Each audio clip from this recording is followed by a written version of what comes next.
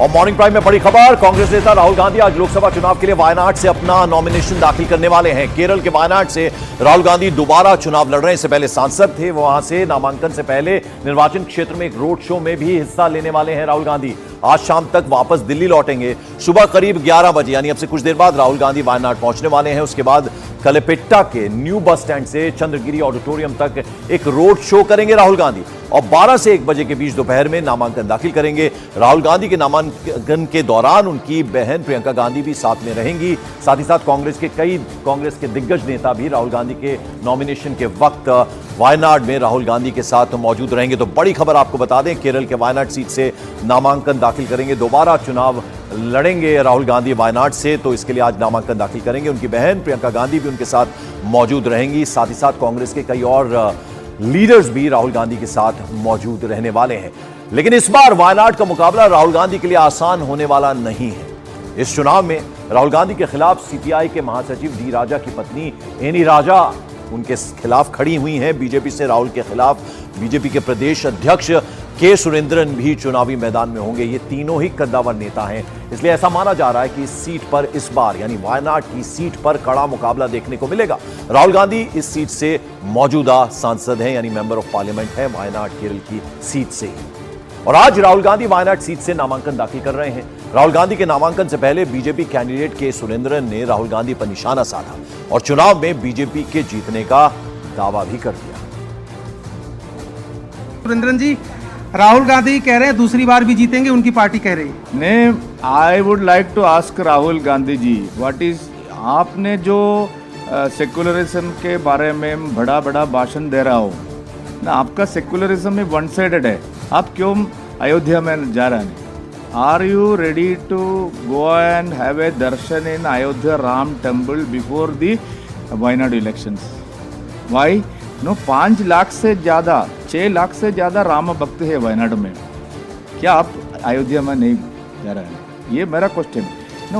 और एक क्वेश्चन है ना, तो ये वायनाड लोकसभा क्षेत्र में कम से कम लगभग 20% से ज़्यादा जनजाति समाज है। हमारे जो नरेंद्र मोदी जी ने श्रीमती द्रौपदी मुर्मू जी को देश के पहला स्थान राष्ट्रपति जी का स्थान दिया ना, वो क्या उसी समय राहुल गांधी जी का। तो क्या होगा यहाँ से, कौन जीतने वाला है इस बार? हमें Narendra Modi ji. Now people are saying that welcome Modi, bye bye Rahul. आपको यहां बता दें, पिछले चुनाव में राहुल गांधी ने सीपीआई के पीपी सुनीर से मुकाबला किया था। राहुल गांधी ने 4.3 लाख वोटों के अंतर के साथ ये जीत हासिल की थी। राहुल गांधी को 7,06,367 वोट मिले थे, यानी करीब 64.64% वोट राहुल गांधी के खाते में गए थे। सीपीआई प्रत्याशी पीपी सुनीर दूसरी पोजीशन पर रहे थे, जिन्हें 2,07,497 वोट मिले थे, यानी करीब 25.13% वोट मिले थे। इस सीट पर आम चुनाव 2019 में जीत का अंतर 4,31,770 रहा था। तो ये पिछली बार के चुनाव का लेखा जोखा था वायनाड से, और इस बार 3 दिग्गज एक दूसरे के आमने सामने हैं, तो इस बार काफी रोचक रहने वाला है मुकाबला। सीपीआई इंडिया गठबंधन में तो है, लेकिन केरल में गठबंधन का अलग समीकरण है। राहुल गांधी के केरल से चुनाव लड़ने पर एलडीएफ उम्मीदवार एनी राजा ने निशाना साधा। उन्होंने कहा कि राहुल गांधी के पास केरल के अलावा भी कई ऑप्शंस हैं, राहुल को वो चुनने चाहिए थे, ये कहा एनी राजा ने। वायनाड से आपने कहा था उनको कैंडिडेचर वापस लेना चाहिए। मैंने वो नहीं बताया, वापस लेना के लिए मैंने बताया नहीं है उनको। मैंने ये बोला है कि आपको देखो व्हाट इज द पर्पस, कि आपको सिर्फ एक सीट जीतना है पार्लियामेंट में बैठने के लिए। हम ही चाहती हूँ वो पार्लियामेंट में बैठे, मगर वो सिर्फ एक सीट जीतने के लिए उनका पास बहुत सारे ऑप्शंस है।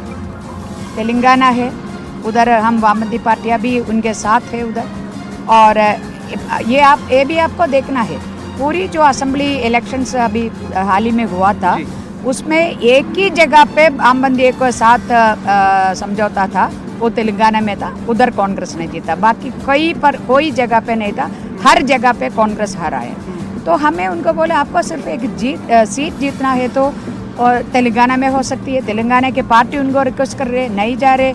और तमिलनाडु, उधर भी हम सब एक साथ एक ही फ्रंट पे है, उधर हो सकती है। और कर्नाटक उन्हें अपना एक और राज्य है, कांग्रेस का सरकार है, उधर भी हो सकती है।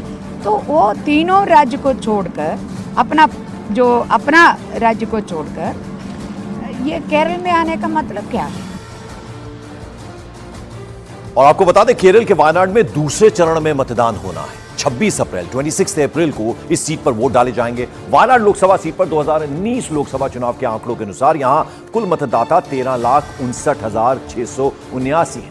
2019 में यहां 80.37 मतदान हुआ था। ये बड़ी जीत हुई थी राहुल गांधी की यहां से, और इस बार हालांकि जीत की राह उतनी आसान नहीं है, क्योंकि सीपीआई की तरफ से एक कैंडिडेट हैं और बीजेपी तो है ही, और तीनों ही दिग्गज हैं, तो ऐसे में काफी कड़ा मुकाबला होने जा रहा है। और जैसा हम बता रहे हैं, आज राहुल गांधी वायनाड से नामांकन दाखिल करने वाले हैं, और कल केंद्रीय मंत्री स्मृति ईरानी वायनाड में रोड शो करने जा रही हैं। कल सुबह 8:30 बजे के करीब स्मृति ईरानी वायनाड पहुंचेंगी। इसके बाद स्मृति ईरानी एयरपोर्ट से लगभग 2.5 किलोमीटर तक का लंबा रोड शो करने वाली हैं। बीजेपी के कैंडिडेट के साथ मिलकर राहुल गांधी के खिलाफ उनका ये रोड शो होने वाला है। रोड शो के बाद बीजेपी कैंडिडेट के सुरेंद्रन अपना नामांकन फाइल करेंगे। तो ये बहुत इंटरेस्टिंग होगा। आज राहुल गांधी पहुंच रहे नामांकन दाखिल करने के लिए, रोड शो करेंगे, और कल स्मृति ईरानी पहुंच रही हैं। अमेठी में शिकस्त दी थी राहुल गांधी को उत्तर प्रदेश की अमेठी सीट से, और वहां से इस बार चुनावी मैदान में वो हैं, लेकिन राहुल गांधी के नामांकन करने के ठीक अगले दिन यानी कल पहुंचने वाली हैं सुबह 8:30 बजे के करीब स्मृति ईरानी वायनाड, और जो वहां से कैंडिडेट हैं बीजेपी के, उनके साथ रोड शो में वो हिस्सा लेंगी। नामांकन के दौरान वहां मौजूद रहेंगी। वायनाड लोकसभा सीट के समीकरण अगर हम देखें तो यहां 49% यानी 49% मतदाता हिंदू हैं, और 51% यानी 51% आबादी अल्पसंख्यक समुदाय की है। अल्पसंख्यक मतदाताओं में करीब 30% मुस्लिम है और 21% ईसाई हैं यानी क्रिश्चियन हैं। तो ये पूरा समीकरण है, जातीय समीकरण वहां का है कि कितनी आबादी कौन सी है वायनाड की। 49% जो मतदाता हैं वो हिंदू हैं, 51% आबादी जो है वो अल्पसंख्यक समुदाय की है यानी माइनॉरिटी की है, और माइनॉरिटी मतदाताओं की अगर बात करें तो 30% इसमें मुस्लिम्स हैं और 21% जो हैं वो क्रिश्चियन हैं। तो ये हम लगातार आपको बता रहे हैं कि इस बार मुकाबला राह उतनी आसान है नहीं राहुल गांधी के लिए। दो कैंडिडेट, बीजेपी के कैंडिडेट काफी स्ट्रांग कैंडिडेट हैं, और सीपीआई की एक कैंडिडेट भी, हालांकि इंडिया गठबंधन का हिस्सा है सीपीआई, लेकिन यहां उनके सामने कैंडिडेट खड़ी हो गई है।